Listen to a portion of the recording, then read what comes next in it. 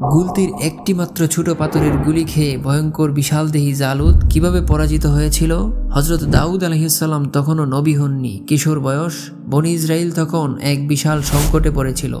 তাদের শত্রু ছিল এক ভয়ঙ্কর শক্তিশালী রাজা, যার নাম ছিল জালুত। সে ছিল বিশালদেহী, অত্যন্ত ভয়ানক। তার নেতৃত্বে ছিল বিশাল বাহিনী। আল্লাহ তাআলা বনী ইসরাইলের জন্য একজন নেক ও যোগ্য নেতা নিযুক্ত করলেন। তিনি ছিলেন তালুত। তিনি আল্লাহর নির্দেশে সৈন্যদের সংগঠিত করে যুদ্ধের জন্য তৈরি হন। যখন যুদ্ধের সময় ঘনিয়ে এলো, সবাই জালুতের বিশাল শরীর আর ভয়ঙ্কর অস্ত্র দেখে ভীত হয়ে গেল। তখন একজন তরুণ ছেলেকে দেখা গেল, যে ছিল সাহসী, শান্ত ও পরিপূর্ণ ঈমানী শক্তিতে ভরপুর। তিনি ছিলেন হযরত দাউদ আলাইহিসসালাম। তখনও তিনি নবী হিসেবে মনোনীত হননি। দাউদ আলাইহিসসালামের কাছে অস্ত্র ছিল একটি গুলতি আর ছোট পাথর। তিনি জালুতের সামনে গিয়ে বললেন, আমি আল্লাহর নামে তোমার বিরুদ্ধে যুদ্ধ করব। তখন তিনি একটি ছোট পাথর নিলেন আর গুলতি দিয়ে তাক করে ছুঁড়ে মারলেন জালুতের দিকে। গুলিটি সরাসরি গিয়ে জালুতের কপালে আঘাত করে আর জালুত মাটিতে লুটিয়ে পড়ে। বিশাল বাহিনীর নেতা মারা যায় এক তরুণ ইমানদারের হাতে। প্রকৃতপক্ষে মুসলমানদের ঈমানী শক্তি হচ্ছে বড় শক্তি।